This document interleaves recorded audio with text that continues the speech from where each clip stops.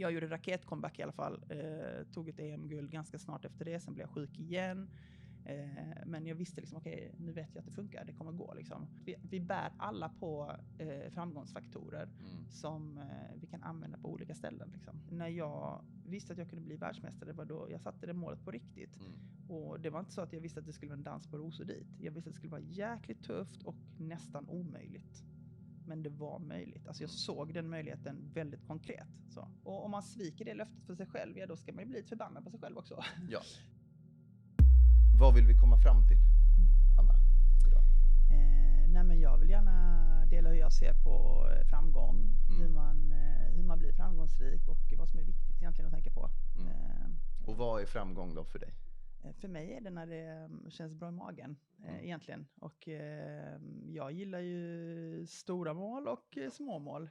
Och om man ska ta vad man har för mål idag egentligen, så handlar det för mig jättemycket om helheten med familjen och så. Och det kanske låter tråkigt för vissa, men för mig har det varit en skitstor grej för familj.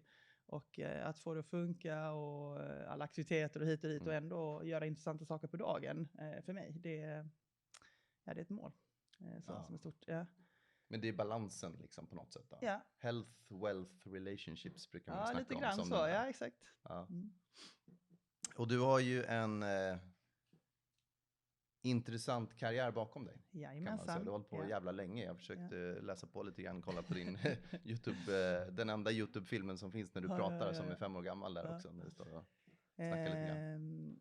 Om du tänker på boxningen så höll jag på i 20 år, mer än 20 år. Men boxning började väldigt sent. Det känns ganska länge för en boxningskarriär, eller? Kanske inte nej, alltså jag ska inte säga det. Vissa håller på kortare, men alltså det är som alla andra idrotter, det tar väldigt lång tid att bli bra. Och sen...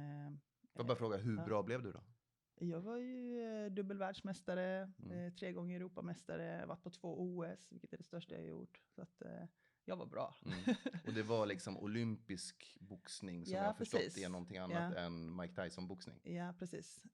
Alltså boxning är ju boxning, brukar jag alltid säga. Det är samma handskar, om man tittar så ser man ju... Ja, exakt. Så det är lite olika regler skulle man kunna säga. Så den olympiska boxningen, som den ser ut idag, så är det 3 gånger 3 minuter. Så man går matcher liksom, det är bara 3 ronder. Men man går i turneringsform. Så att alla kommer dit, väger in, sen har man sin viktklass. Så blir man lottad och sen så går man match. Och vinner du matchen, då går du vidare. Förlorar du, out. Så att det är direktutslagen så. Men det betyder att varje gång du vinner så måste du väga in igen. Och sen så kör man nästa dag. Så att man måste liksom hålla sig fräsch. Och det är en uthållighet på ett annat sätt än vad det är i proffsboxning. För proffsboxning är då mellan 4 till 12 ronder på 3 minuter. Just så det. Att, men då ska det ju vara en show. Ni ska ju det är lite gallra mer show. ut folk. Ja, exakt. Men hur många matcher blir det per dag? Är det bara en? Eller är det en bara. Det är bara en. Och det är säkerhetsskäl egentligen. Därför att när du går en match kan det vara ganska intensivt och tufft. Och efter matchen så har du alltid en kort läkarkoll. Bara checka att du är okej. Har det varit nedslagningar och sånt, då har man lite längre koll. Och sen så har du alltid i med invägningen så har du först en läkarkontroll där de kollar liksom, ögonen att det är okej. Du kan göra vissa balansövningar och de har olika saker för sig. Blodtryck och sånt givetvis. Så det gör man varje dag man ska boxa. Och det gör man i proffsboxning också. Men i amatörboxning, i och med att du har flera matcher så är det viktigt att man har koll och så. Och vissa får ju liksom skador på vägen. Ibland så får man ju katt eller liksom någon skada i ansiktet, då kan du inte boxa i många fall. Det är mycket tejpade ögonbryn och sånt där. Ja, precis. Och i många fall kan du köra, alltså, men säg att du får ett katt eller en skada en dag, så kan du svullna upp eller liksom börja blöda mer eller liksom göra att nej, det går inte, eller liksom det är risk för ögat eller något sånt där. Så att, därför har vi de här ganska noggranna kontrollerna, vilket jag tycker är bra. Okej, så hur många medaljer fick du då totalt? Oj, det vet jag inte. Det har jag inte tänkt på. Nej. Fler än Petter? Det vet jag inte heller. Jag vet inte hur många han har. Petter är grym. Va? Och han får väl vinna den då. Ja, kanske. Och visst hade du gått på Handels också? Jag går nu. Ja, du går nu på Handels? Vi är färdiga. Nästa vecka har vi diplomering. Okay. Så att, och vad blir det då? Alltså jag får ett diplom egentligen bara. Så att det har varit en liten lyxkurs kan man säga. Det är en fantastiskt rolig kurs som de har varje år för gamla atleter. som lägger av och sen så liksom vad är nästa steg i livet liksom. Och de flesta, eller vi var 9 stycken, så att vi liksom en liten grupp så här, och så har vi hängt ett helt år, ungefär var 3:e vecka, 2 heldagar, så ändå ganska mycket tid som man liksom får avsätta. Och så har vi haft, vi har fått träffa jättemycket entreprenörer, vi har fått träffa jättemycket storföretagare, offentlig sektor, och liksom bara få lära sig, bara pumpa dem på information liksom. Det har varit otroligt spännande att träffa alla de här människorna med olika resor. Och sen har vi då fått lära oss lite grundläggande ekonomi, juridik och affärsmannaskap. Så att, det är ju skitbra liksom. Och egentligen, jag önskar att jag hade gjort den här ännu tidigare. Men det var ju 8 år sedan jag slutade. Och har drivit mitt eget företag och sådär. Så att många nyttiga tankar har jag fått med mig på vägen. Och grymt mycket inspiration. Så att, Nej, men jag tycker just kring så här juridik och företagsekonomi och sånt där, det borde man ju lära ut i yngre åldrar för alla. Ja, men verkligen. Bara för att förstå. För det är lite samma som med AI. Alltså med juridik kan jag tycka. Att du behöver ju inte kunna alla lagar i lagboken. Men du behöver veta, vad är lagboken och hur jag vill veta när ska jag ta hjälp liksom. Ja, men exakt. Alltså, du behöver liksom, förstå kontexten. Grundläggande bokföring, det gör jag redan själv. Så här. Men jag vill veta, det här måste du skicka in till revisorn. Men då gör jag det liksom. Jag behöver inte vara expert där, verkligen inte. Men nu ska vi inte snacka för mycket om revisorsgrejer, för då tappar vi alla lyssnare.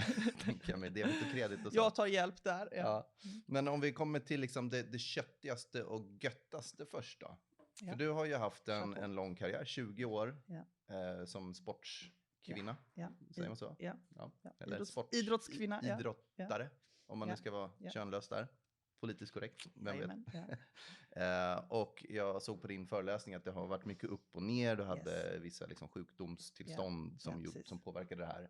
Men ändå så tog du dig upp och vann nästa medalj och sen ner i sängen igen i princip. Liksom. Och det är ju den här långsiktigheten. Och den tycker jag, liksom, det är ju väldigt intressant. Och få grotta ner lite i ditt mindset där. När det känns som liksom mörkast och sen upp igen och så mörkast och så upp igen. Kan du dra den storyn lite grann? Ja, först så har jag haft dubbla karriär genom hela min idrottskarriär, och det är dels av ekonomiska skäl och dels för att jag har brunnit för att lära mig mycket saker och sådär, och tyckte att det var jäkligt kul. Men det har också gjort att jag har lite har alltid haft lite duktiga flickan-syndromet, om man säger så, att jag gillar att vara bra på det jag gör liksom, så då skulle jag vara bra på 2 fronter. Vad var den andra karriären? Jag är ju doktor i kemi. Ja, just det, det var det var, precis. Så att jag har ju pluggat och jobbat som kemist och sen doktorerade jag uppe på KTH. Och det är ju liksom inget litet jobb, utan det är ju, där kan man ju liksom göra hur mycket som helst också. Så att det liknar lite en idrottskarriär, kan man säga, alltså, på det sättet. Men det har gjort att jag var lite dålig på återhämtningen. Det var min sämsta gren, kan jag säga. Och det har jag ju lärt mig nu, såklart, i efterhand. Att, viktigt. Men det som hände med mig var att jag blev sjuk, fick en sjukdom som heter struma, som är en ämnesomsättningssjukdom. Och den fick jag när jag var på toppen av min karriär. Så att jag var 25 bast, liksom ung tjej, hade precis tagit mitt andra VM-guld, hade typ haft fantastiska år. Alltså, jag gick från, jag kan berätta sen om lite, jag brukar föreläsa om motgång och framgång liksom, och varför man måste kunna hantera båda två. För att det är inte bara motgång som är svårt att hantera, utan framgång kan också. Och när jag blev framgångsrik första gången, ska jag dra den först eller? Kör. Ja, då backar vi bandet lite till när jag var 21, så tog jag mitt första VM-guld. Och det var... Bara liksom, varför, om vi börjar där då, varför började du som tjej boxas? För det är ju också en intressant frågeställning. Bra, okej. Så jag började boxas väldigt sent. Jag var 17 år när jag började boxas. Och tidigt då för mig. Ja. Nej, men 17 då, alltså många börjar ju kanske i liksom, antingen som barn, som många är inom idrotten, alltså det är en ganska komplex sport så. Eller liksom i yngre tonåren, skulle jag säga. Så att jag skulle säga att jag var lite äldre när jag började. Men jag har hållit på med många andra idrotter innan. Framförallt har jag dansat väldigt mycket. Dansat balett 10 år. Var ingen stjärna där, men jag tror att det gav mig mycket rörelsemönster, motorik och sånt. Så att jag brukar alltid skicka med det. Bara låt ungarna göra många olika idrotter. Alltså man, du vet, kroppen plockar upp massa olika saker. Man lär sig hela tiden. Så att det är bra att göra mycket olika saker när man är ung. Och dansa som en fjäril, sticka som ett bi. Exakt. Fotarbetet fick jag väl med mig där. Men när jag gick ner i boxningslokalen så gjorde jag det med 3 andra kompisar i Lunds boxningssällskap, som en liten klubb i Lund som ligger under den stora handbollsarenan där, i en av läktarna där. Så, och då hade jag inställningen att jag ska inte slå någon i huvudet, för då, det är liksom inte schysst. Och jag ska inte få slag i huvudet, för då blir man dum, eller hur? Man tappar hjärnceller. Men när jag kom ner där så upptäckte jag liksom att vi leker ju här nere. Man leker boxning liksom. Och sen så kom jag in i det och sen upptäckte jag att shit, jag är ju en fighter. Vad sjukt. Alltså jag lärde mig någonting nytt om mig själv och nej, häftigt. Och sen bara älskade det. Alltså jag passade så bra in liksom. Så att sen körde jag bara på. Ja, lärde mig massa saker på vägen och sånt. Men apropå liksom goal setting och sådär, liksom, alltså i början då var det mest för att det var kul. Ja, eller, bara glädje. När kom målet då? För att sen var det 21, så är det när du tog första. Första VM-guldet. Så det är 4 år ju, det är ju ganska snabbt kanske. Det är väldigt snabbt. Ja. Väldigt snabbt. Och det är väl olika anledningar till det, men dels så var damboxningen ganska liten i början. Ja, så att konkurrensen, där fanns bra tjejer på toppen, men de var inte jättemånga. Så att liksom, du hade inte jättemånga drakar att slå, om du så menar. Det är som sökmotorsoptimering för 15 år sedan. Ja. Parallell från mitt kanske det. Ja, men kanske det. Och idag så är det liksom... Idag är det omöjligt. Ja. Synas på Google. Ja, är det så? Ja, ja men typ. Ja. Det krävs väldigt mycket effort i alla fall. För att alla ska vara där. Ja, om man ska dra någon typ av parallell. Ja, nej, men en skitbra parallell tänker jag. Och något som jag är stolt över idag är ju att det finns så jäkla mycket bra tjejer idag. Så att konkurrensen är en helt annan liksom. Även om nivån kanske är samma på de som är absolut bäst, så finns det fler av de där superstjärnorna liksom. Så det tycker jag är jätteroligt. Och jag följer ju fortfarande boxningen ganska tajt. Så. Är du lite mentor där och hjälper yngre förmågor också? Eller håller du undan? Nej, alltså nu har jag med barnen och sånt, så har jag inte varit så aktiv i boxningen. Jag är ju med i klubben och jag hjälper till att driva genom att jag sköter alla medlemslistor, allt admin egentligen så. Och vill försöka se till att klubben fungerar liksom och sådär. Men apropå familjeliv, hur många barn har du? 2 stycken. Påverkar det liksom hur man tänker när man är i ringen? För att du vill ju inte bli skadad ännu mer då, tänker jag mig kanske. Eller? Jag hade inga barn Nej, men nu, så att säga, om du... Nu är det väl för sent att göra comeback igen, fast du har gjort det några gånger. Fast Mike Tyson är uppe och slåss nu. Ja, exakt. Man undrar varför. Va? Pengar. Han brukar ju... nej men alltså om jag tänker om mina barn ska boxas, det får de gärna göra om de vill. Men enda anledningen att jag kanske hellre vill att de tar en annan idrott är att jag är ju med på deras sporter väldigt mycket idag och försöker vara involverad och sådär. Och det är väldigt skönt att stå på sidan och hjälpa till att sätta på plåster och inte vet jag, ta fram koner och vara den som är hjälpare, inte den som är expert när det gäller ens egna barn. För att jag vet inte, annars är det svårt att inte lägga sig i. Ja. Så det är min anledning så. Sen annars får de gärna hålla på med boxning. Så. Absolut. Det är en bra sport. Ja. Nej, men jag tänkte mest liksom om du som har varit så nära och sett kanske folk skada sig och så. Om du tänker, alltså utifrån om du skulle ge dig in i ringen som förälder. Om man har ett annat mindset där. Ja, jo men det är klart att man skulle vara nervös för de sakerna. Men jag vet vad som påverkar mest och det är ju hur du tränar. Alltså det du gör varje dag, det är det som betyder någonting. Det som händer i ringen när man går match, det är så pass sällan om du jämför med vad du gör varje dag. Liksom. Så att det handlar om träningsmängd och antal hårda slag du tar på träningen och sådär. Och där har ju tränaren ett jätteansvar. Så att där skulle jag absolut blanda mig i, definitivt. Så. Men om vi återgår till det här liksom mindsetet gällande liksom högt och lågt. Liksom hur, om vi kan få med oss någon lite nyckel där hur man liksom kring ditt mindset, tänker jag. Så att från början när jag började då jobbade jag bara med glädjen och tyckte det var jäkligt kul och sen så gick det lite bra och sådär, men jag hade väl kanske jag drömde väl mycket sådär, wow, det skulle varit coolt att vara på den internationella arenan och sådär. Och jag satte väl lite som drömmål att jag skulle någon gång liksom upp och ta medaljer och sådär.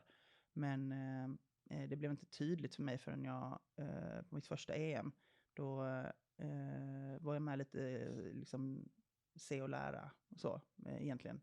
Och då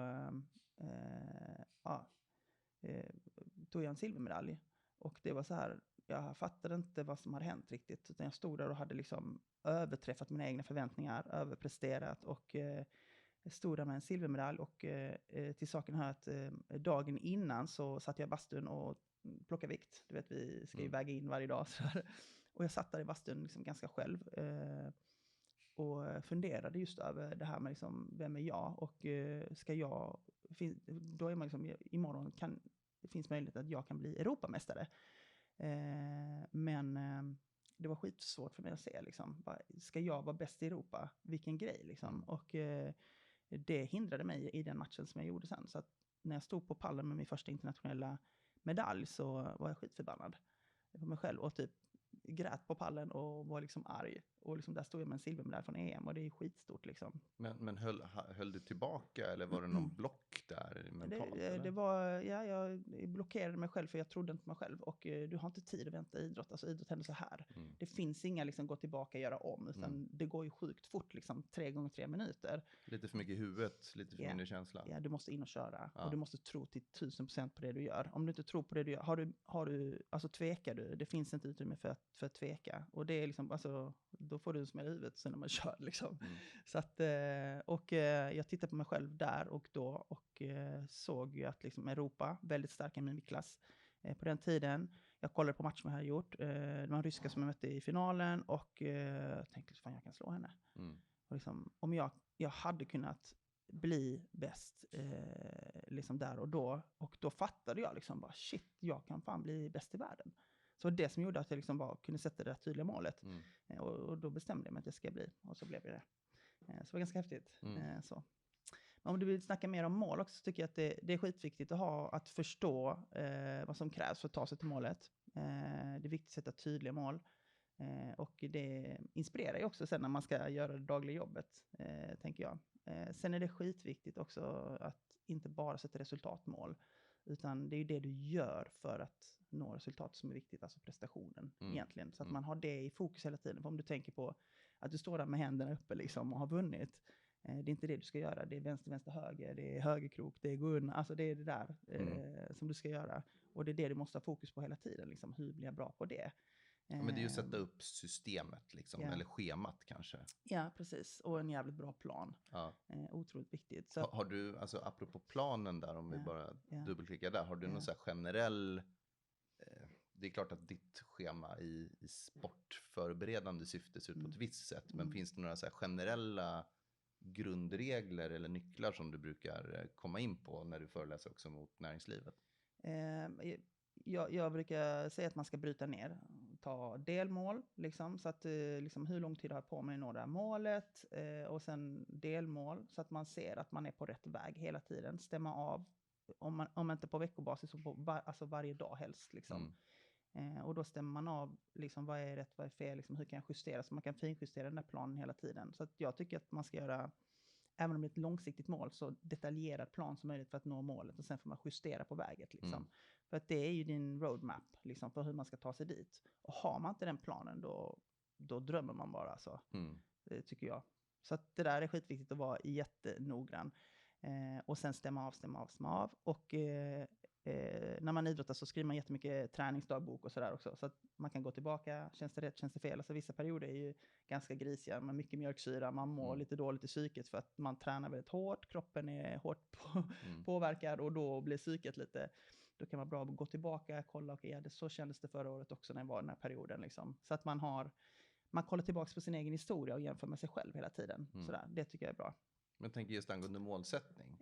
I idrottssammanhang så är det ju väldigt tydligt att du säger okej, jag har möjligheten att bli guldmedaljör i det här sammanhanget. Det är det här datumet, det är då det gäller, det är då det stjälper. Liksom. I vanliga livet, om man så vill, så är det ju inte så svart eller vitt ofta. Nej, precis. Nej, och liksom näringslivet kan vara jättesvårt. Alltså, jobbar du på ett jobb och sen är det någon annan som sätter upp mål till dig. Liksom. I idrotten har jag satt upp mina egna mål. Liksom. När du är på ett vanligt jobb, så okej.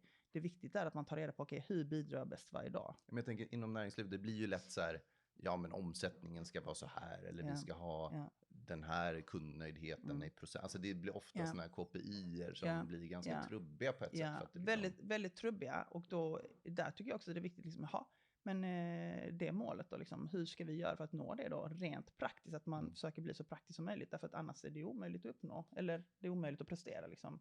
Och sen tror jag också för varje persons motivation, daglig motivation, så handlar det om att liksom, vad ska jag göra på jobbet för att bidra till målet? Alltså den är ju jätteviktig. Då känner man att man gjort någonting bra istället för att gissa liksom, eller göra massa saker som inte har med målet att göra. Så man kan ju rensa och prioritera, göra mycket bättre, kanske jobba lite mindre. Jag tror att folk gör jättemycket saker på jobbet som inte har alls med målet att göra, för att man tror att man ska göra det. Och man har inte koll på liksom, hur bidrar jag bäst liksom. Så det kan man ta ett snack med sin chef, tycker jag. Det låter rimligt, tycker jag. Ja. Att alla... Jag har en jätteviktig sak också som jag brukar prata om när det gäller mål, och det kommer tillbaka till när man ska hantera motgångar och sånt, och medgång. Det handlar om att försöka skilja sig själv som person ifrån alltså resultatet och prestationsmålet liksom. För att man är bara en människa och har dåliga dagar ibland. Och jag har själv varit väldigt dålig på det, så därför jag försöker liksom föra över den. Att, är det lite efterhandskonstruktion här då? Nej, men jag var bättre på det på slutet, skulle jag vilja säga. Och idag när jag hanterar mål också, alltså, du kan bara påverka prestationen. Resultatet, det blir vad det blir. Alltså ibland är motståndaren bättre, ibland sitter det domare runt ringen som ska trycka, ibland har du en konkurrent som liksom är vassare än dig eller blir vald. Alltså, ett resultat handlar om omvärlden väldigt mycket, inte din påverkan liksom. Det enda du kan göra är att göra ditt absolut bästa, alltså prestationen egentligen. Och där gäller det inte att få så mycket prestationsångest. Alltså du kan inte vara topp hela tiden liksom. Och man presterar inte alltid bra liksom. Och om du inte presterar bra, då är du inte en dålig människa. Så att den är väldigt viktigt att skilja på. Jag tror att folk som, inte bara idrott, utan folk som är högpresterare och gör väldigt väl ifrån sig på jobbet liksom, de blir ju det man gör liksom. Då blir man det man gör, för att du får alltid en ryggdunk när du har gjort någonting bra. Men vad händer när du kommer hem på kvällen och du inte har gjort någonting bra? Då är jag ju en dålig människa. Alltså det är väldigt lätt att hamna i de negativa tankarna, och att man måste prestera för att må bra som människa. Och över tid har jag själv märkt då att det är ju inte ett bra koncept liksom. För att om jag hela tiden då blir det att jag måste prestera, då börjar jag prestera inte för att jag själv vill, utan för att jag inte vill må dåligt. Så att det blir så här dålig tankeloop. Hänger du med på vad jag vill säga? Så att skilja sig själv från det där är jäkligt viktigt också. Så att man är okej även när man presterar dåligt. Men just det här med mål, liksom, vi snackade lite om det innan med att jobba remote, vilket jag nämnde också, att liksom, vårt team innan covid satt vi ett liksom, IT-kompatibelt kontor om man så vill, som var trevligt och så. Nu kör vi digitalt. Och de flesta är glada och nöjda, i alla fall i det de har förmedlat till mig. Och jag tänker kring målsättning, det blir ju det blir en tydligare målsättning på ett sätt, att vi mäter resultat snarare än okej, du var här i tid, du gick i tid, du sitter och, alltså den där, har du någon reflektion kring den? Nej, men det handlar egentligen om kommunikationen emellan, skulle jag säga. Liksom, alltså resultat är ju bra att mäta, därför att då det är ju det som är tydligt och lätt att se. Men det är det som betyder någonting egentligen. Exakt. Har vi gjort det vi sa att vi skulle göra, inte bara kom du i tid? Ja, nej, alltså exakt. Nu Sen är det klart, nu är du inne på, har du gjort det du ska göra? Ja. För att du gör ju någonting för att uppnå resultatet. Och har man inte nått resultatet, vad var det som gjorde att vi inte nådde? Nej, men du gjorde kanske allt du kunde. Eller kan vi göra lite mer här eller lite annorlunda? Så då börjar man titta på de faktorerna kanske. Så att då är man inne på prestationen direkt liksom. Har man gjort det man ska, skulle man ha kunnat göra ännu bättre kanske. Alltså, så att det finns ju alltid saker att grotta i där, tänker jag. Så det är ingen skillnad alls. Nej, men jag tänker liksom i ett IT-projekt exempelvis, som det är lite större, då har du ju kanske en deadline-ish, antingen hård eller mjuk, som är en viss tidsperiod framåt. Säg att det är 6 månader framåt, då ska vi lansera 1.0 liksom. Hur skulle du utifrån liksom ditt, för det är lite samma sätt fast med ett team, hur skulle du lägga upp en plan? Ja, jag skulle se liksom, har vi några liksom nedslag när vi kan stämma av? Liksom, om man inte har, alltså du måste ju liksom, efter 4 veckor, hur långt ska vi ha kommit liksom? Så att man sätter de delmålen egentligen. Det kan man ju bestämma gemensamt med teamet, och liksom också vad är rimligt liksom, i en uppstartsfas kanske det är lite svårare vilken exakt väg går vi och sådär. Att man sätter några tydliga delmål också. Som är resultatbaserade. Och sen får man ju grotta ner, vad ska vi göra för att nå dit? Liksom, så. Och sen kan man bli hur detaljerad man vill liksom, på vägen dit. Liksom. Men då, det får man ju ändra mer så i närtid, tänker jag. Blir lite luddigare längre fram. Precis. Som exempel för oss var att vi satte ju... Alltså vi hade ju nästan 4-årscyklen med hur många timmar skulle träna, vilka kvaliteter och sånt, för att man hade olika mål. Ja, men Anna ska bli... Alltså när jag var ung så var jag väldigt... alltså jag har alltid varit väldigt atletisk, så byggd och...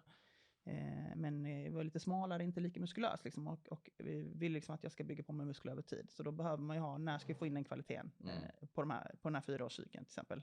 Så, och då, det kommer ju självklart att ändra sig hur många timmar beroende på liksom, skador, hur mycket tävlingar vi ska göra, vilka liksom, stora tävlingar, hur det flyttar sig över året. Alltså, så det där är... Men att man ändå har en tanke på vad är det vi vill liksom, om 6 månader eller om 4 år eller vad vill vi någonstans. Så att man har någon slags riktning att gå efter, och sen så kommer man ju ändra det. Såklart. Och det viktiga är ju delmål att man liksom, ja men nådde vi det? Ja, med råge liksom. Shit, alltså vi kan kanske nå målet tidigare.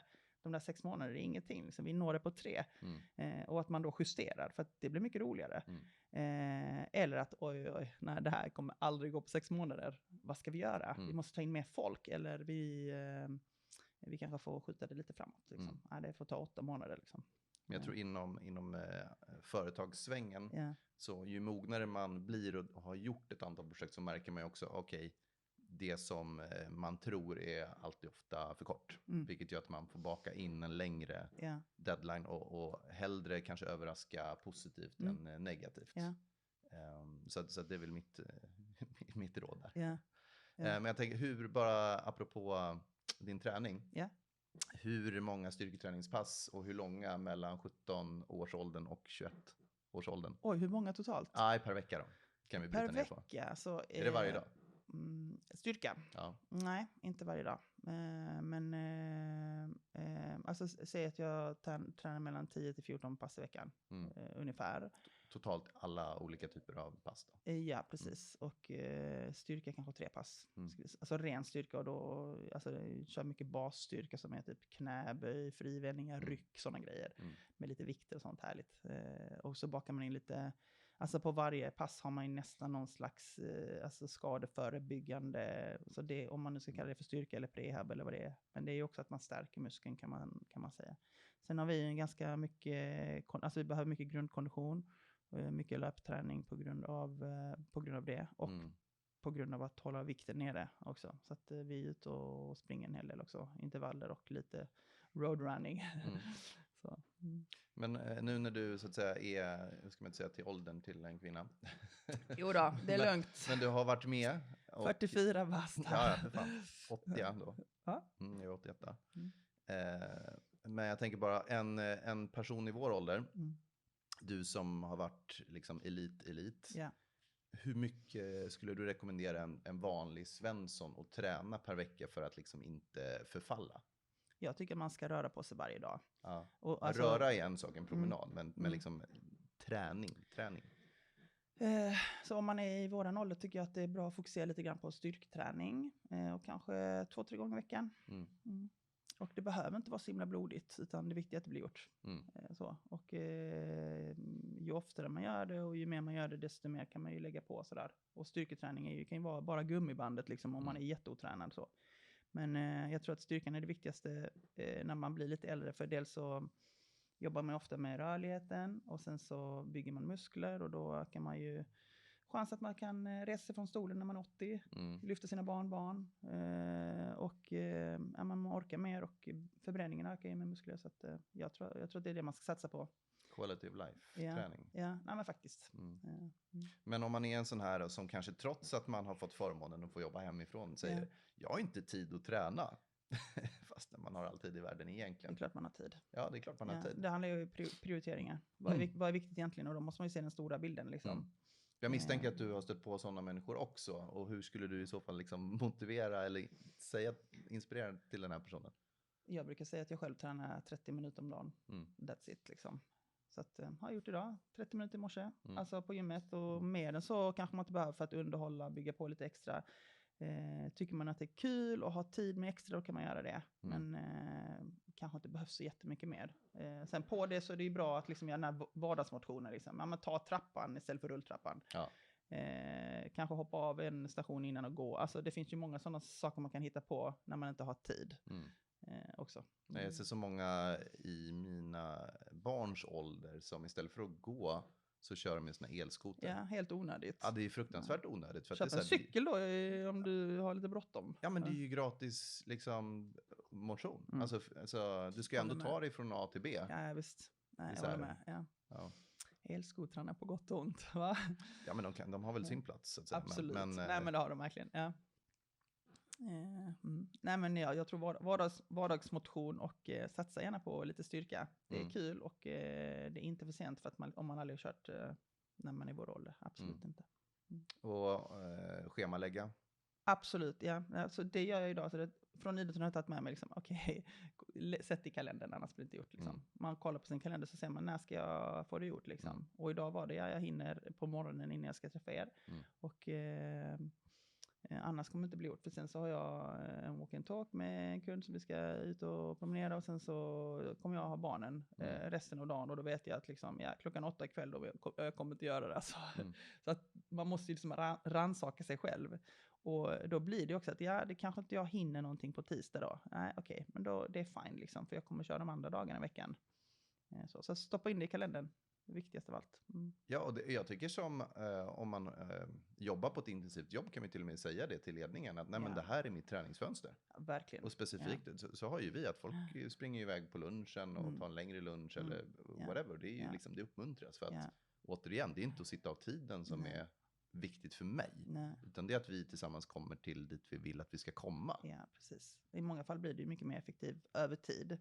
Jag tror att ibland om man inte har tränat alls och sen så börjar man träna, då kan man ha en liten dipp i orken i början för att man blir trött liksom, och man behöver sova lite mer och så. Men sen över tid så sover man generellt bättre och man blir mer effektiv för att man är liksom skärpt när man väl är där.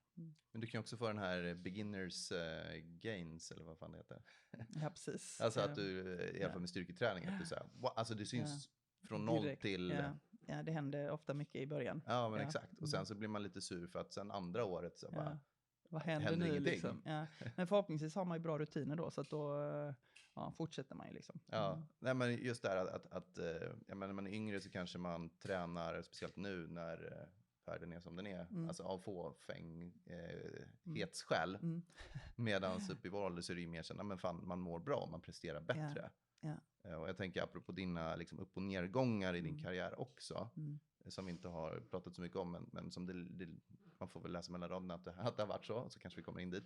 Men hur kan man, eller liksom, hur har du märkt att om du har gått i någon period där du inte har tränat, hur har det påverkat liksom, mental och liksom, fysisk prestation? Jag kan bara ta den i våras. Alltså den här våren har varit tuff först.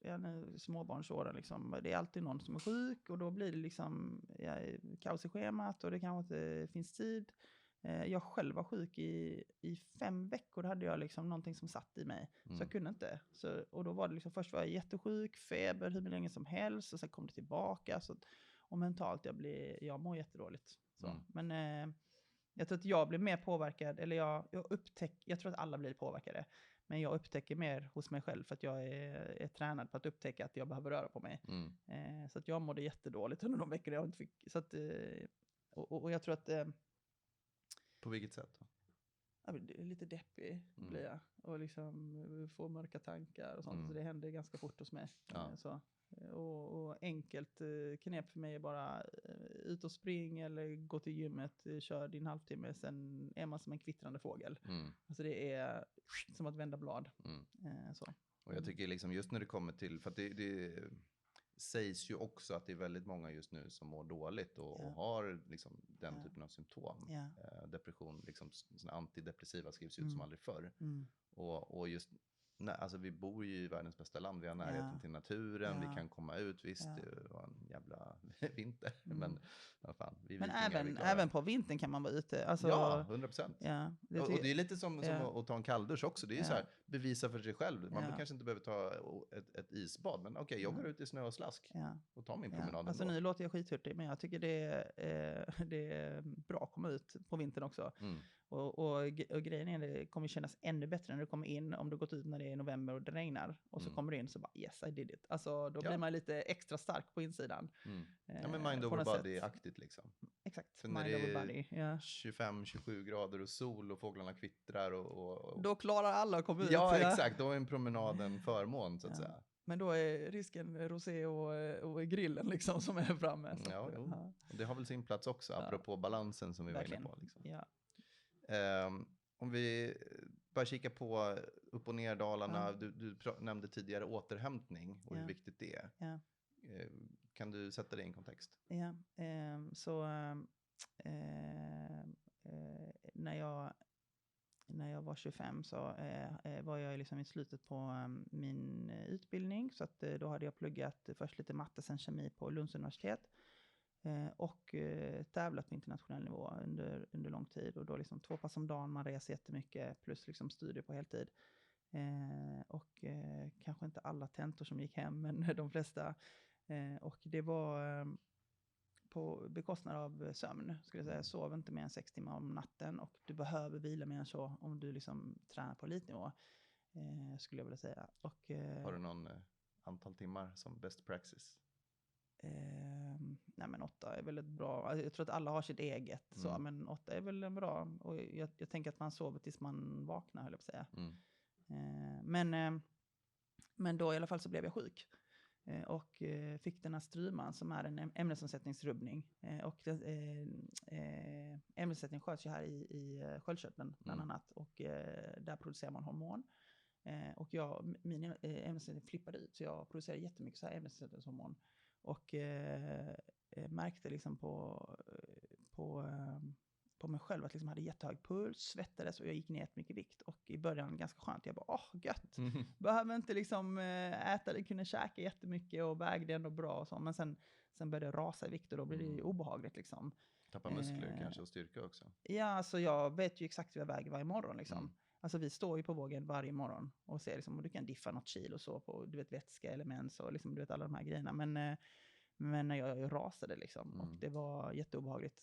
Och sen vart jag sjuk, fick febertoppar och sånt. Så jag gick till doktorn och doktorn tog bara ett blodprov och sa, ja men du har den här struman och det går att fixa.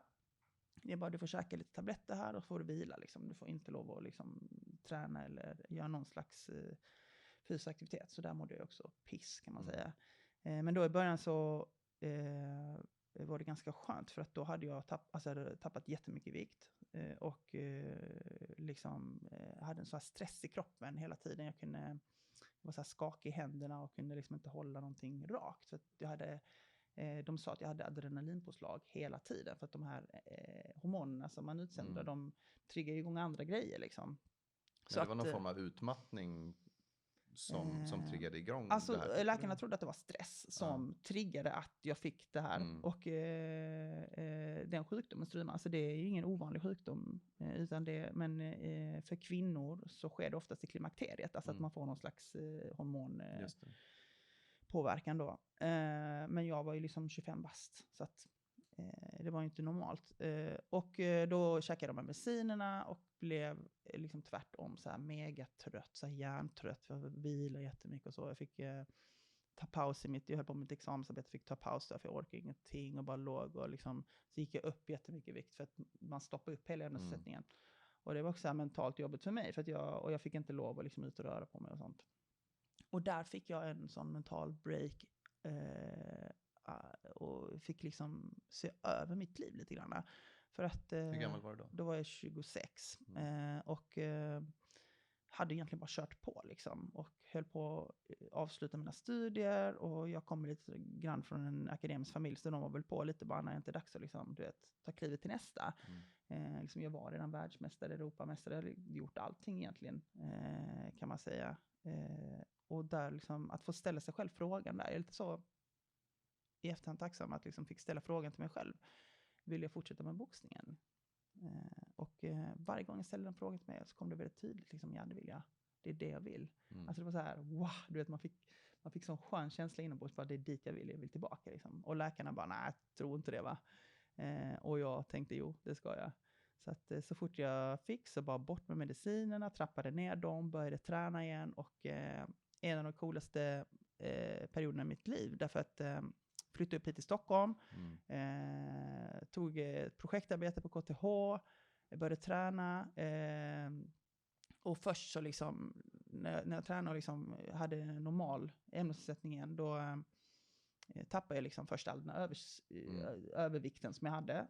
Och då var jag liksom ganska smal, för jag hade tappat massa muskler och sånt innan dess. Och sen kunde jag liksom bygga upp. Så att kroppens muskelminne är fantastiskt också. Så har du varit vältränad en gång så är det mycket lättare att bli det igen. Kroppen kommer ihåg och det är fantastiskt. Så jag gick liksom från att vara jättesmal och tanig till liksom ändå bra form på, du vet, bara några månader. Så det var sån raketfart. Kunde lägga på nya vikter varje vecka och det var så jävla häftig resa. Och du vet, man bara, wow. Den här styrkan man hade inombords också, att man hade frågat sig själv, vad är det jag vill? Jag vill tillbaka i boxningen liksom. Och sen hade jag ju inte lärt mig ett skit på vägen, för att jag fortsatte ju att köra stenhårt på 2 fronter ganska många år till och tog ett par smällar till. Så att jag gjorde raketcomeback i alla fall. Tog ett EM-guld ganska snart efter det. Sen blev jag sjuk igen. Men jag visste liksom, okej, nu vet jag att det funkar. Det kommer gå liksom. Så då var det bara, jag bara gjorde om processen några gånger. Så, och sen fick det vara stopp. För sen så började den här sköldkörteln svälla så otroligt mycket. Så att då var det bara, nej, stopp. Nu måste vi ta bort den. För att det går inte att liksom fixa problemet med tabletter längre. Och där var det också bara, stopp, shit, vad är det som händer nu? Liksom? Ska vi ta bort en körtel? Då kommer jag inte ha naturlig hormonproduktion. Vad händer då? Liksom? Alltså, vi har ju ett fantastiskt system i kroppen som alla hormonsystemen påverkar i varandra. Liksom, och kroppen finjusterar liksom, på daglig basis. Hela tiden. Liksom, hur mycket, och om man tar bort ett helt system, då ska man ersätta det i tablettform, de här hormonen. Och det blir väldigt trubbigt. Så istället för att kroppen ska finjustera och producera precis det du behöver, så tar man liksom en dos varje dag. Liksom. Så det blir istället för de här fin. Ja. Så jag var ju livrädd för det. Och då var jag 28 och hade precis börjat doktorera på KTH. Och fortfarande högt tempo. Men efter den här operationen så blev det väldigt, väldigt stor omställning i min kropp. Och det största var att jag klarade inte av att inte sova längre. Så att jag var tvungen att sova minst 8 timmar om jag skulle liksom palla. Det jag höll på med, alltså 2 pass om dagen plus då jobba heltid och sådär. Och hade jag liksom tränat hårt på de där passen, då var jag tvungen att sova oftast mer och vila längre mellan passen. Alltså jag hade kunnat köra på ganska hårt innan dess.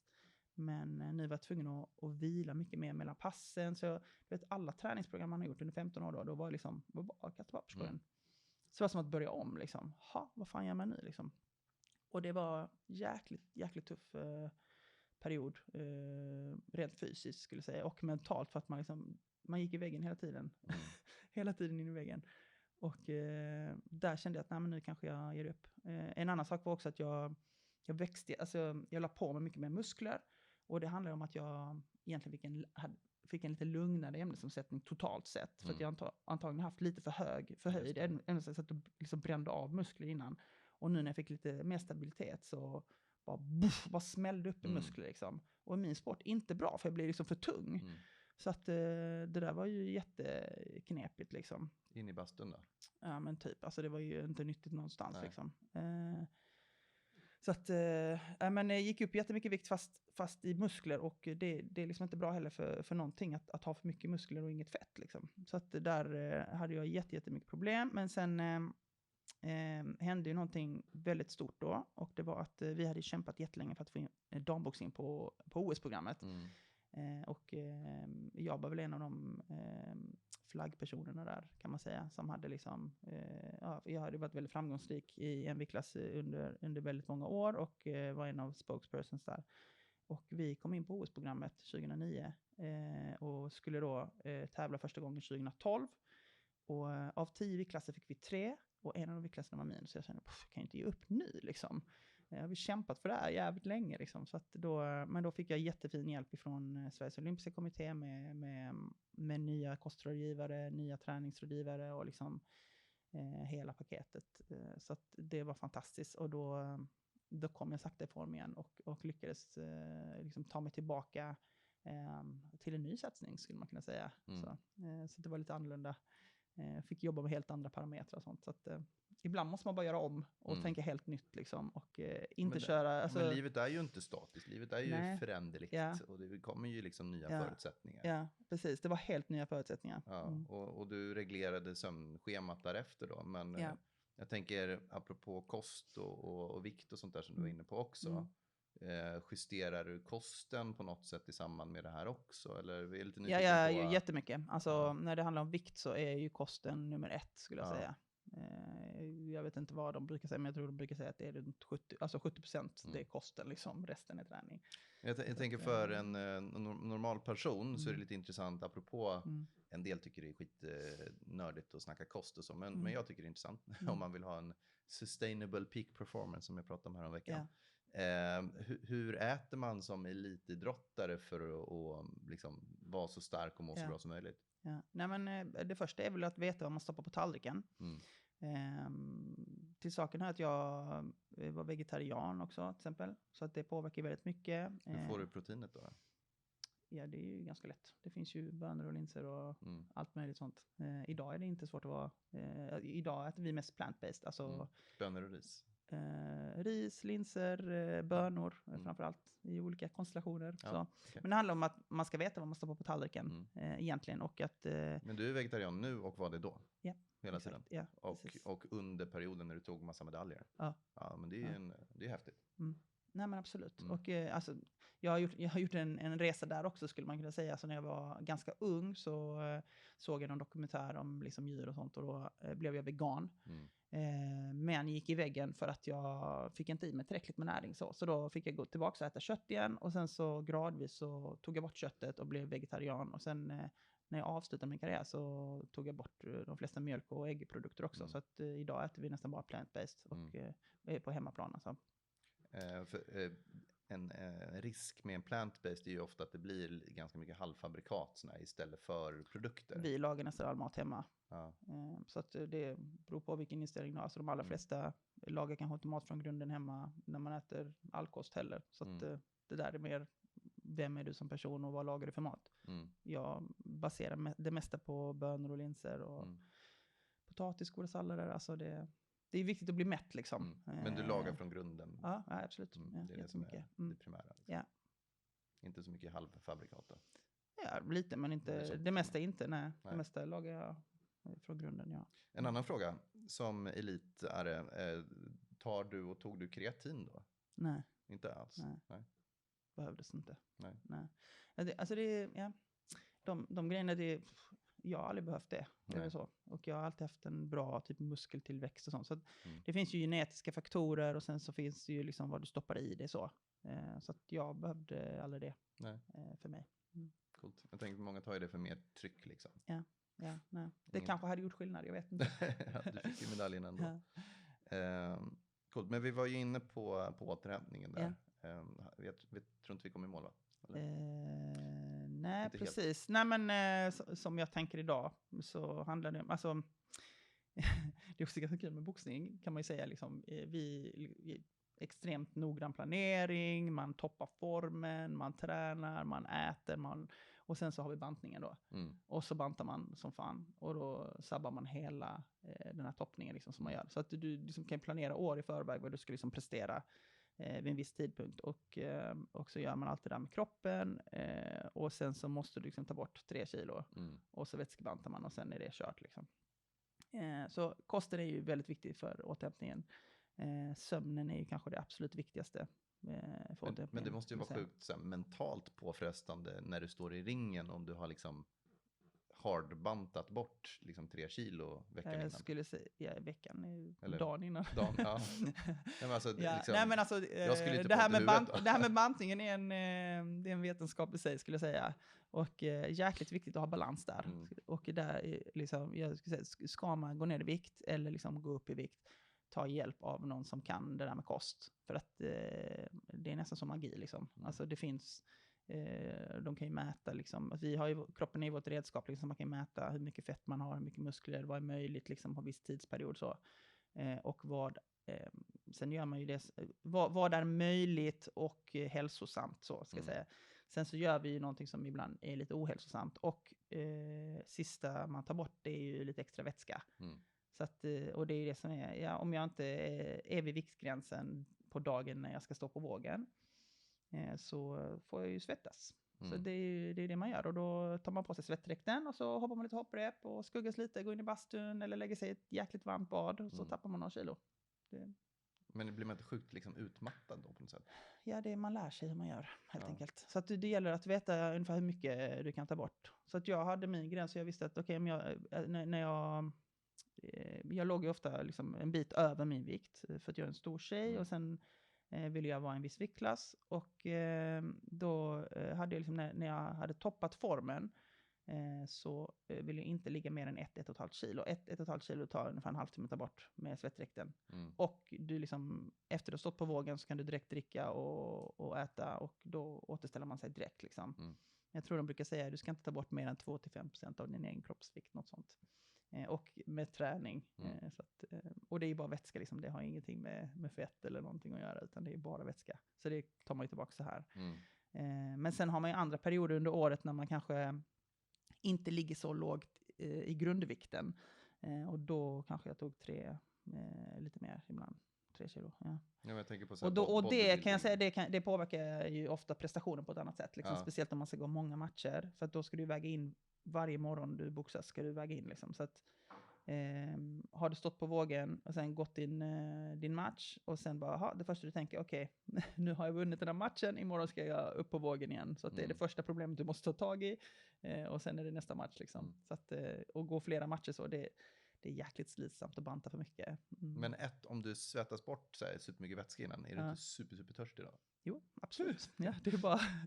Ja, och det går inte bara... flera liter vatten efter, och sen precis. Så måste du svettas bort igen dagen efter. Typ, är det så?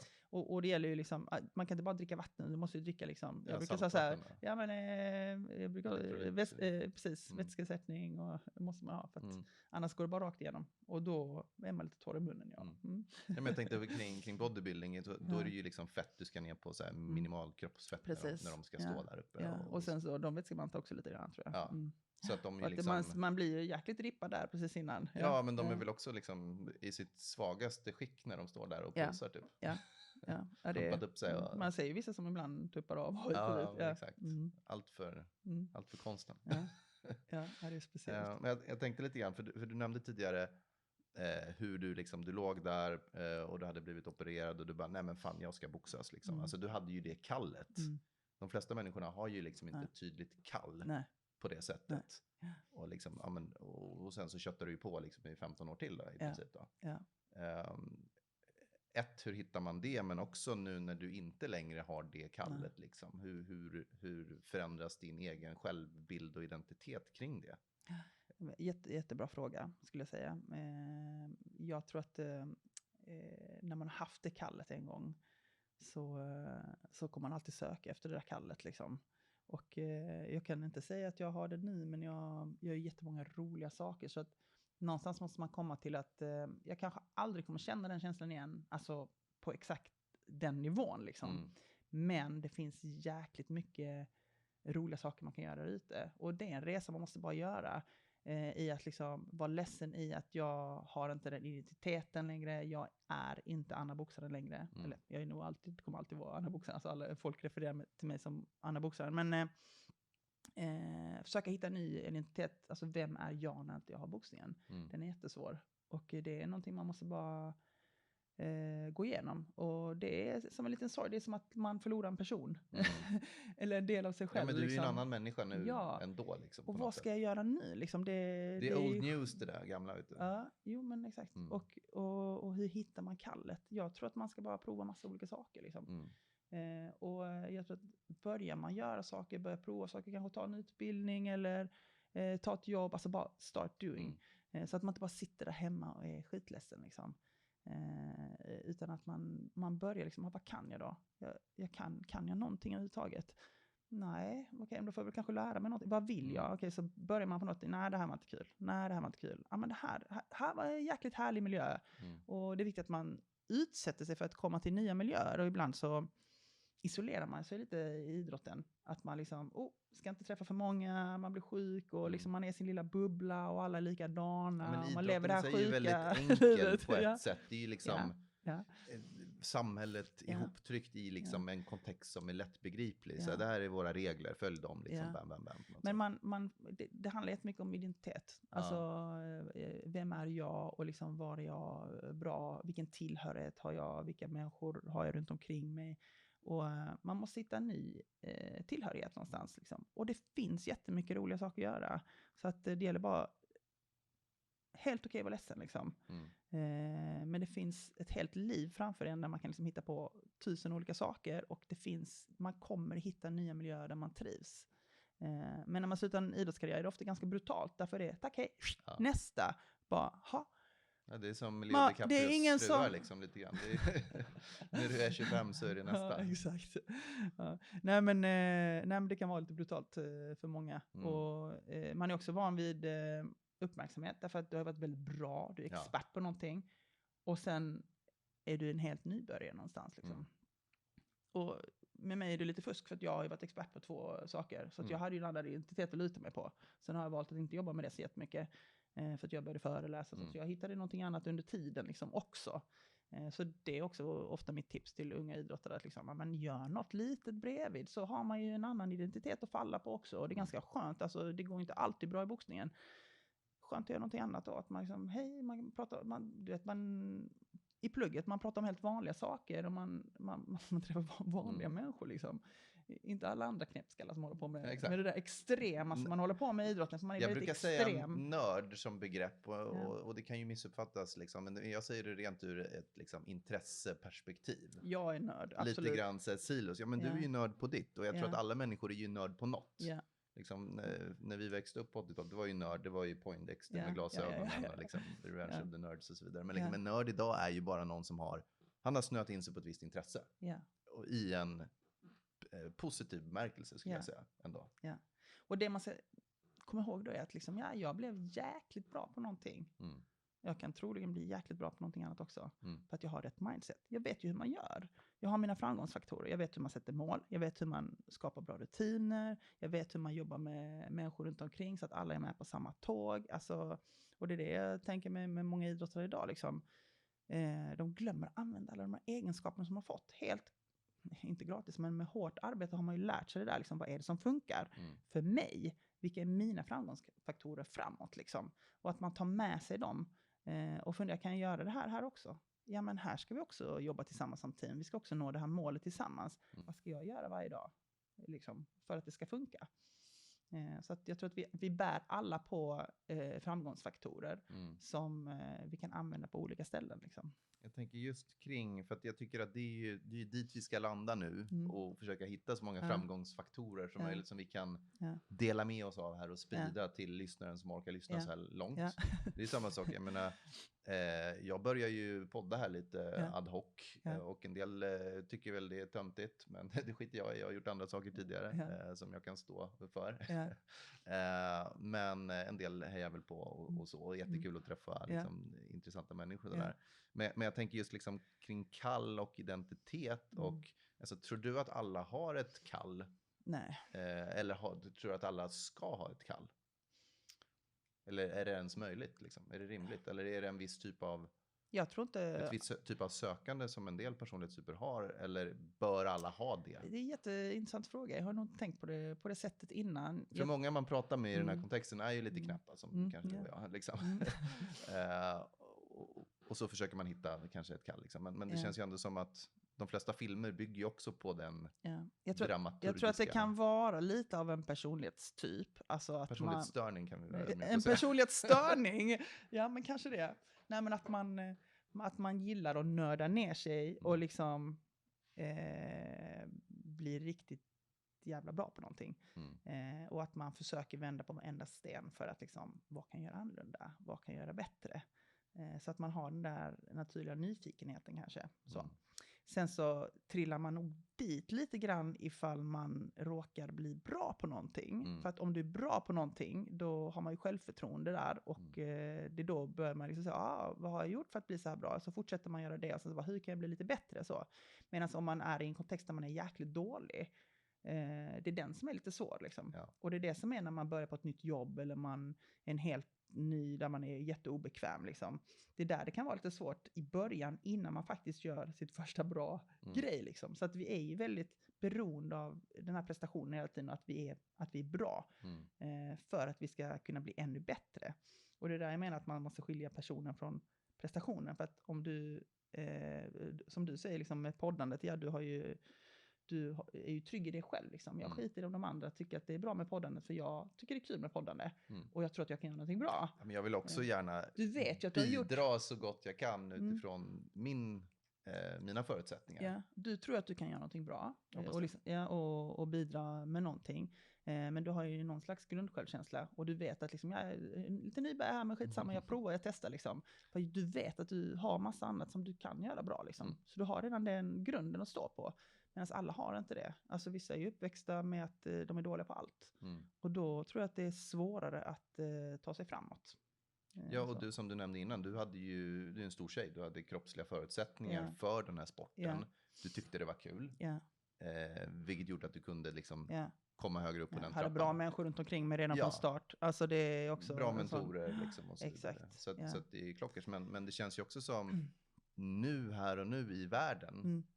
De allra flesta är ju bra på något ändå. Ja, absolut. Jo, men man är liksom bra på någonting, och sen måste man också bara se, okej, om jag kommer till nya förutsättningar, nytt jobb till exempel, eller jag ska hitta på någonting helt nytt. Ja, jag kommer ju vara dålig i början. Ja.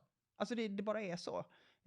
Och om jag råkar vara bra, ja, good för mig liksom. Men det gäller att man bara facear det, bara okej, jag misslyckas, jag misslyckas, jag misslyckas, och det är okej liksom. Men jag kanske gjorde någonting bra på vägen. Ja, för man gör alltid någonting bra. Alla kan ju inte bli världsmästare heller. Inte första dagen.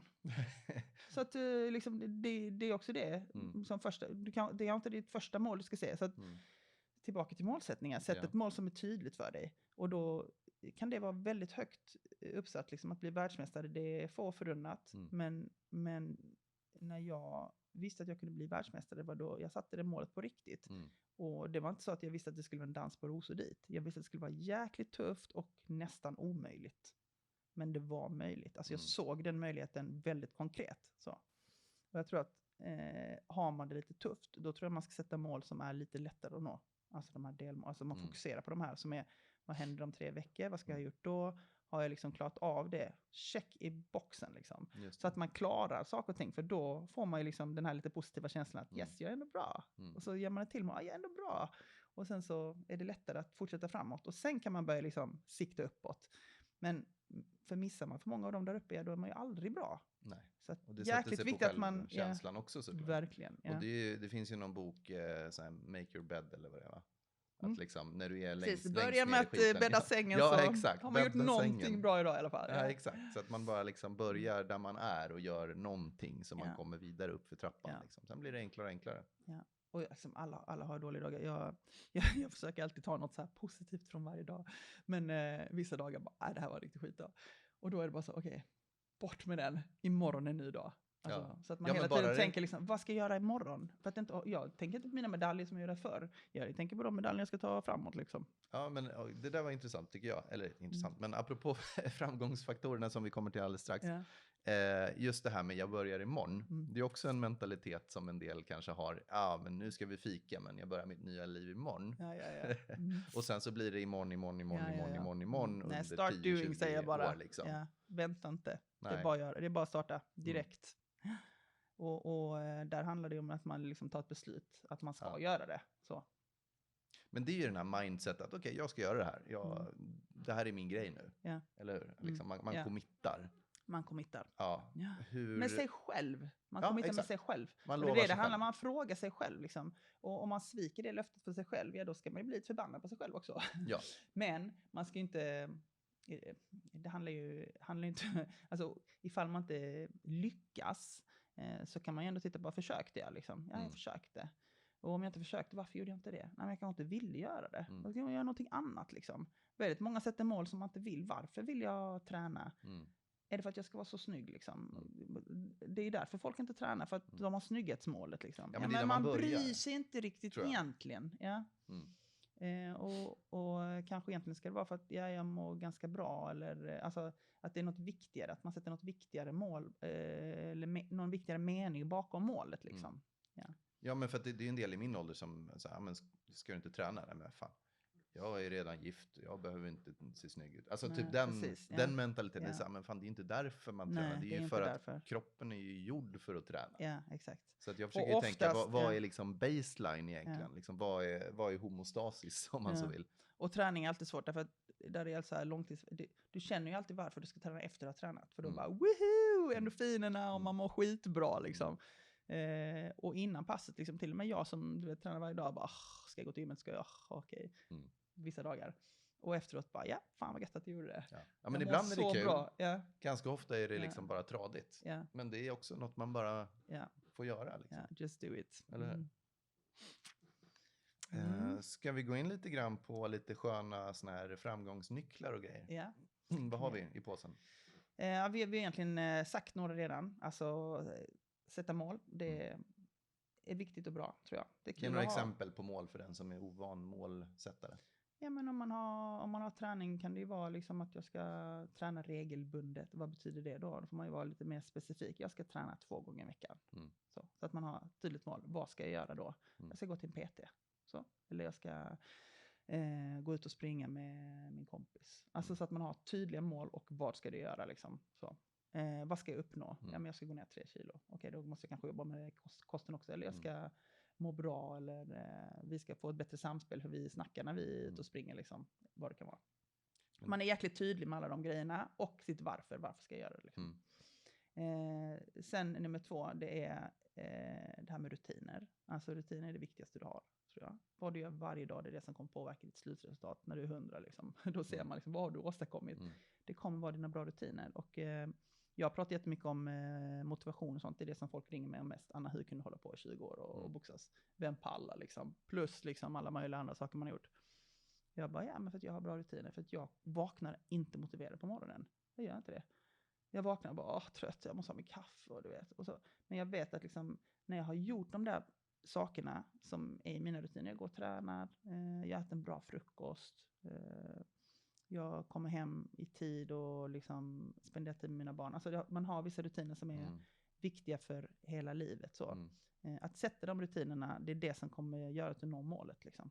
Som en detaljerad plan av sitt liv på något sätt. Som jag brukar säga ibland, sin egen religion på ett sätt. Ja, sin egen religion, precis. Och den kanske inte är självklar från början. Och den kan ju ändra sig över tiden. Och man måste inte ha samma rutiner när man är 15 som när man är 55. Alltså, men att skapa bra rutiner, det kommer ta dig någonstans. Det tar en mot mål och det tar en mot ett bra liv, skulle jag säga. Så att bra rutiner, det är the good shit. Man staplar, eller stackar det på varandra. Ja, precis.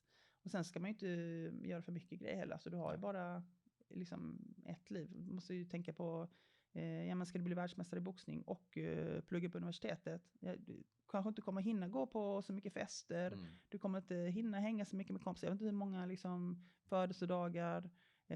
Jag missade min bästa väns bröllop till exempel. Alltså för att man har andra mål liksom. Ja, och det där är ju också en fälla som man lätt kan hamna i. Att nej, men jag måste gå och lägga med den här tiden. Jag ska äta den här kosten. Jag ska träna bla bla bla. Och sen så tappar man sina relationer. Och då mår man ju också dåligt och så går man ner sig och så blir ju det en följdeffekt av att du kanske inte kan upprätthålla de andra rutinerna. Ja, liksom. Precis. Så att liksom, när man sätter mål så måste man tänka, vad innebär det här för mig? Vad innebär det här för mig? För att man är oftast jäkligt motiverad när man sitter och bara, yes, jag ska bli världsmästare, så himla kul. Eller jag ska gå ner 3 kilo eller vad det nu kan vara. Men vad kommer det innebära i min vardag liksom? Ja, det kommer innebära att jag kommer inte se barnen på kvällen för att jag måste gå och träna liksom. Det är bara sanningen. Så att vi har bara de timmarna vi har. Och gör lagom mycket. Och lagom mycket över tid, det blir väldigt bra. Istället för att man liksom gör någonting och sen kraschar det. Och sen så börjar man om och så kraschar man. Bättre att ta en lite lägre nivå. Och att man fixar det och mår bra som människa. Helheten så. Sen nästa är ju det där med motivation. Och det kommer ju dels från bra rutiner, säger jag. För att har du de där bra rutinerna och vet vad du ska göra, har du en bra plan liksom. Då är det bara att följa den. Och när man följer den så får man oftast inspiration och blir motiverad på vägen, tycker jag. Och alltså idrottsmetaforen är ju guld där. För att jag vet inte hur många månader i november när det varit mörkt ute och det regnar och jag ska ut och springa. Och jag bara, jag vill inte. Och då måste man bara veta att det står i min plan och nu ska jag göra det, så då gör jag det. Och sen bara, wow, alltså man är aldrig så motiverad som efter det liksom. Så jävla häftigt.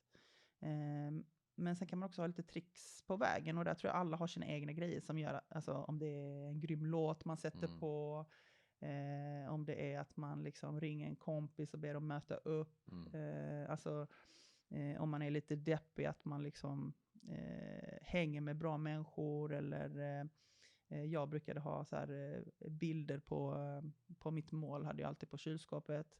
Så när man gick förbi så såg man den och bara okej, jag vet var jag ska någonstans. Vissa har en liten sten i fickan. Men det är något som påminner dig hela tiden, var ska jag någonstans? Varför ska jag vara motiverad och glad? För att vardagen, man är trött, man är lite deppig, det bara rullar på, det är liksom nu till exempel, alla är så jäkla stressade för snart är det semester. Ja. Aha, okej. Men ska vi stressa oss in i semester liksom? Vi har lyckats göra såna halva veckor typ hela våren också i Sverige. Jag vet inte hur jävla snyggt det är planerat. Alltså. Ja, nej, men det är ganska härligt tycker jag. Nej, men så att alltså, och ta ansvar för den där motivationen, för att man kan inte gå och syra hela livet. Alltså det handlar om att man ska vara glad och positiv liksom. Och så, ju mer man är glad och positiv, desto mer får man ut av sig själv liksom. Och desto mer kommer folk att tycka om det för att du är bra, och om folk tycker om det så är du välkommen i fler sammanhang. Så att jag brukade ha ett bra tips var som jag lärde mig när jag var på KTH och doktorerade där, det är just den här liksom att sätta ett bra tillstånd i gruppen liksom. Då kommer man in där. Jag var jäkligt trött oftast, för då hade man liksom kört ett pass på morgonen, så skulle man dit och liksom orkar inte, och så kommer man dit och så tänkte okej, jag måste ha ett bra tillstånd när jag kommer in dit liksom. Så gick dit, och om jag inte var i det bra tillståndet liksom, man provade allt möjligt liksom, bra låtar, tänkte på bra saker. Nej, om jag inte var det, då gick jag ett varv runt huset. Och om jag inte var där då, gick jag till varv. Och ibland blev det 3 varv. Och sen gick jag in och då, liksom det första jag gjorde bara, god morgon, hur är läget gänget? Fan, snygg tröja. Alltså, vad ska du göra helgen? Eller att man börjar snacka lite så här. Ja, och direkt folk bara, tjing, får man ett leende tillbaka. Och då, bang, då får ju jag bekräftelse.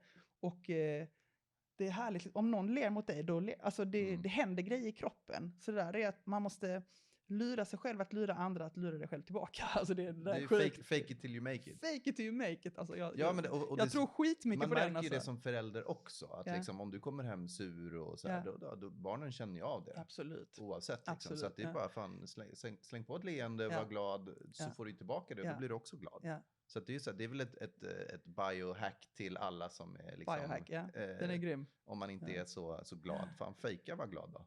Liksom, det är inte svårare men så. Exakt, fejka och vara glad. Det är samma sak som träningen och motivationen. Det är så här, känner inte för att träna, fan träna ändå. Låtsas att du känner för att träna. Eller skit i om du känner för att träna ändå. Alltså, det är så här.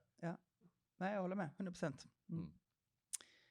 Sen sista så framgångsfaktor som jag brukar alltid ta, och den är lite så svårare att ta på, men det är att vara lite modig, tror jag är, och det kommer ju liksom om man vågar göra saker, så det är ganska häftigt liksom, även om man misslyckas, men att vara ute och utanför sin vanliga lilla comfort zone tror jag är jäkligt nyttigt, för att det händer ju skitmycket saker i kroppen och i huvudet liksom, när man provar någonting nytt, och det kan vara jäkligt läskigt liksom. Men att våga göra nya saker tror jag är viktigt liksom. Vara lite nyfiken, det är bra. Och det här med att vara modig, det handlar också jättemycket om att våga fråga sig själv, vad är det jag vill? Varför ska vi till det här målet liksom? Hur bidrar jag bäst liksom? För att om man gör det, då kommer man mycket närmare det här kallet som vi pratade om innan. För att om man börjar fråga sig själv, vad är det jag vill? Vad är det jag vill hela tiden? så kommer man ju närmare det och liksom, kanske byter jobb. Kanske liksom göra något helt annat, prova någonting nytt. Men att fråga sig själv vad man vill.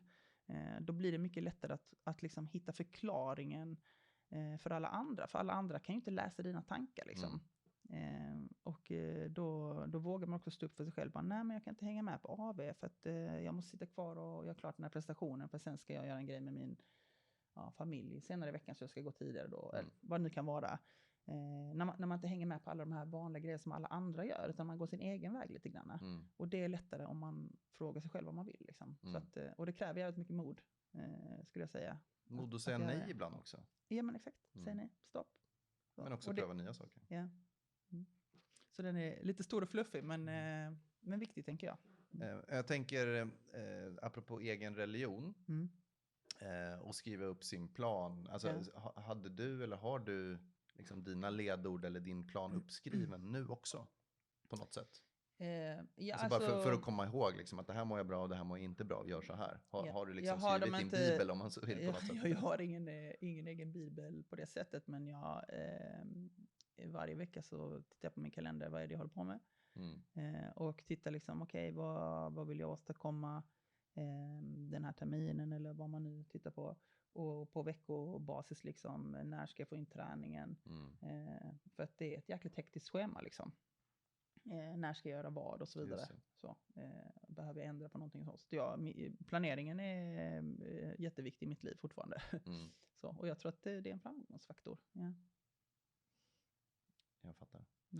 För jag tänker just kring, det finns mycket så här självhjälpsböcker, jag har läst mycket sånt också.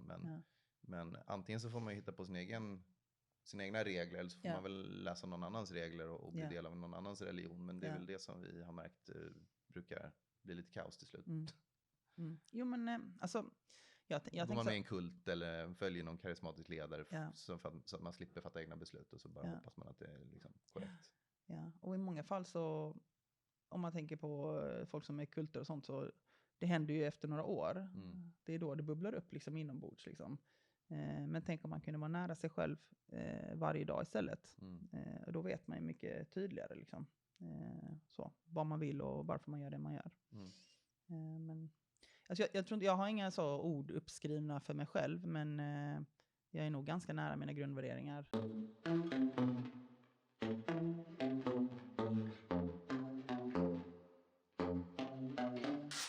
Så man vet sällan varför man har en coach ända tills man ska sätta på sig handskarna. Okej. Nu kan jag liksom inte smyga ut ur de här. Jag är fast. Nu är du fast. Okej. Ja, snyggt. Har du haft det som boxhandskar på förr? Jag har kört lite sån här, det var många år sedan, sån här kickboxer-size träning och sånt där. Det är tunnare, eller? Ja, det kanske de är. De här är ju... Det här är riktiga olympiska. Ja, alltså de här är lite större. De använder man vid sparring, eller om man vill lite tyngre på säcken. De här är 16 ounce, så det här är ju vikten liksom då. Och när vi tävlar då har vi 10. Har ni sådana skydd?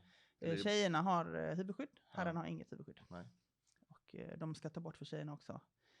Jag tycker att alla ska ha, för att främst för att skydda mot kats och sådär. Manligt och kvinnligt och sånt där i boxning? Ja, spännande fråga. Jag har fått kriga med den ganska mycket. Det var väldigt hårt motstånd mot damboxningen i början när jag började. Jag hade bra supporter hemifrån som bara backade upp mig alltid. På tävlingar och sånt fick man liksom, folk kom fram och sa bara, fan, du ska inte vara här. Och, det var hemskt. Men då hade jag liksom bra backup, kan man säga. Men jag menar, jag vill bara liksom, apropå hormoniella cykler. Ja. Nu kommer väl folk säga att jag är manssvin eller någonting som ens pratar om sånt. Eller så kommer de tycka, vad fräscht att vi pratar om sånt. Men jag tänker på mens och boxning. Jättebra. Det enda som är jobbigt är ju om man har mens när man ska tävla, för att man väger ofta lite mer. Du lägger på det vätska i många fall. Okay. Ja, så den är lite jobbig, och sen kan det ju vara att man kanske mår lite sämre några dagar. I alla fall jag brukade göra det. Så att man blir påverkad i psyket när man har mens. I alla fall, eller PMSen innan i alla fall. Då kan man vakna upp och vara lite självmordsbenägen nästan någon dag där. Ja. Kan sen så bara, just det, nu har jag fått mens. Ja. Men kan du nyttja den ilskan där? Ja, nej, inte riktigt. Nej. Ja, det är ganska ballt. Många har ju den här föreställningen att man ska vara jävligt arg när man går upp i ringen och så vidare. Och man ska vara aggressiv och sådär. Och vissa behöver vara lite aggressiva. Man är ju aggressiv i ringen såklart. Men framförallt så är det fokuserad. Så det blir mer att det blir lite brain foggigt nästan kanske då, eller? Jag brukar inte tycka att det störde mig med mensen. Det var ju mer det här med maten och att man vägde mer och det var ju lite jobbigt. Och att man kanske hade lite längre till de positiva tankarna än en vanlig dag när man har mensen. Och det får man ju bara ha full respekt för och kanske backa upp varandra. I många fall så var vi några tjejer som reste tillsammans väldigt mycket så våra cykler ställdes in sig efter varandra. Just det. Så man har samtidigt liksom. Så då kunde man ju backa upp varandra. Bara har du mens? Shit, jag också. Fan vad jobbigt. Ja. Så den är ju skönt. Ja. Att ni ställer in er efter alfakvinnan. Ja, okej. Ja. Har jag hört. Ja, okej. Ja, det är jäkligt ballt. Jag vet inte riktigt hur det funkar det där. Men jag vet, alltså av erfarenhet har det hänt flera gånger att man är ett gäng tjejer som tränar och tävlar jävligt mycket tillsammans och då har liksom klockorna ställt in sig klockorna ställt in sig tillsammans så att man har män samtidigt sådär. Men jag tycker alltså en helt random tanke då kring hemmakontoret om man sitter hemma och inte linjera för det har man eller liksom aligna med andra kvinnor som kvinna. Ja. Kan det vara en sak som alltså det finns ju det finns ju säkert en biologisk anledning till varför vi ställer in klockorna tillsammans. Så det är väl för att man ska vara fruktsam samtidigt eller någonting. Alltså som antar jag för allt går ut på reproduktion. Bro-science-aktig grej. Men det var väl som på vi har något exakt sätt bro-science här. att alfamannen och alfakvinnan de ställde ju in, det här är rutinerna för resten av gruppen på något sätt. Kanske det. Och då blir det lite så här om resten av kvinnorna är fruktsamma då vid olika tidpunkter då blir det dåligt för alfakvinnan typ. Ja, kanske. För att hon vill ha första tjing. Eller något åt det hållet, jag vet inte. The bro science. The bro science. Det här kommer en annan sak med träning och mens är ju liksom jag hade under väldigt många år inte mens alls. För att jag hade man får liksom ett högre testosteronpåslag och jag hade för låg fetthalt i kroppen. Så det var en av de positiva grejerna när jag faktiskt blev vegetarian, eller liksom tog bort köttet, att jag fick en mycket bättre balans i kroppen. Fick tillbaka med mens och sådär. Och man mår bättre totalt sett. Och också det där psykologiska att liksom, jag har ingen mens under några år. Tänk om jag har sabbat liksom. Inte för att jag vill inte ha barn under en period sådär. Men man vill ju ändå, alltså det ligger lite i bakhuvudet. Jag gör någonting mot kroppen som inte är riktigt 100%. För den funkar ju inte liksom. Så den är också så lite läskig. Vad gör man med sin kropp liksom? Men det är väl som p-piller och allt sånt där som hormonella obalanspiller. Ja, precis. Lite sidospår. Sidospår verkligen, men ändå viktigt. Så viktigt. Alltså kroppen var ju vårt redskap. Hur syr vi ihop säcken då? Nej, men jag tänkte du började ju säga någonting där på slutet som jag tycker är så jäkla viktigt och det är det här med din egen religion. Alltså, vad är det du följer? Och det handlar jättemycket om att fråga sig själv, vem är jag? Vad gör jag? Och sen kör man på det, liksom, att man stämmer av med sitt inre vad man gör för någonting, är det bra saker. Och hur vet man det då? Jo, men det gäller ju att stämma av hela tiden och sen tycker jag att man ska möta sin omgivning och vi har ju turen då att vi bor liksom i ett land där man får tycka och tänka vad man vill. När vi växer upp så lär vi oss hela tiden på vägen vad som är rätt för mig. Liksom. Och vad som är rätt för mig kanske inte är samma som vad som är rätt för mina föräldrar. Utan det måste man lära sig på vägen och hela tiden stämma av vad tycker jag om saker och ting. Och det tycker jag är skitspännande. Och idrotten har ju verkligen gett mig möjligheten att resa genom hela världen och se så många olika kulturer, möta personer från andra samhällsklasser. Alltså jag kommer själv från en akademisk bakgrund, kommer till boxningen, möter mycket folk som kommer från helt andra samhällsklasser än vad jag själv och fått bli ödmjuk i vissa värderingar, grundvärderingar som jag har haft och det är jag så glad för och också öppnat dörren för att jag har inte alltid rätt. Alltså att man testar sina värderingar hela tiden med att man är ödmjuk i att jag kanske inte har rätt. Det tycker jag, alltså man ska följa sin religion och det man tror på men med den lilla brasklappen att jag kanske har fel. Och då måste jag vara beredd att ändra. Och att det är okej att ha, för att jag har inte haft någon annan information innan. Och den tänker jag är, alltså, att följa någonting jäkligt starkt, det är skitfint. Men om man har fel så är det okej att ändra kurs. Så tycker jag. Så att man inte fortsätter fast det känns fel inombords. Så. Men jag tycker apropå det där, att om du hittar din ledstjärna eller ditt mål eller din riktning eller liksom din nördpassion eller whatever. Att också, om vi tittar på dagens kontext för våra unga och för oss själva i sociala medier. Att man tar lite ansvar kanske för vad man följer. För att det förstärker ju det också. Så att om man vill bli på en bra sak, det finns så otroligt mycket bra content nu. Man kan lära sig hur mycket coola saker som helst. Ja, men verkligen, det finns en hel värld där ute som man kan ta del av, som man inte kunde innan. Alltså, det är inte bara privilegierade som får ta del av liksom utbildningar idag, eller kunskap som du säger, utan kunskap finns där alldeles gratis ute. Kunskap är gratis, och jag skulle till och med säga så att du kan lära dig bättre saker online nu än Men vad är det för referenser man har? Alltså den tycker jag tror att liksom vår generation är ganska dålig på att ta referenslista. Bara, var kommer den här informationen ifrån? Ja. Och jag hoppas och tror att kanske våra barn kommer vara jäkligt bra på det. Och vassa på att liksom, var kommer den här informationen ifrån? Så att man inte bara tror på vad som helst. Källkritik. Källkritiken, exakt.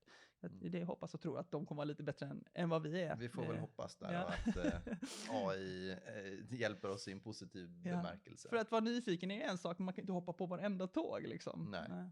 Nej, men just liksom att det finns så mycket annat att lyssna på än bara liksom politisk pajkastning och liksom hat och hets kring allting. Alltså, det är ju så billiga verktyg för att påverka människor att inte kommunicera på riktigt.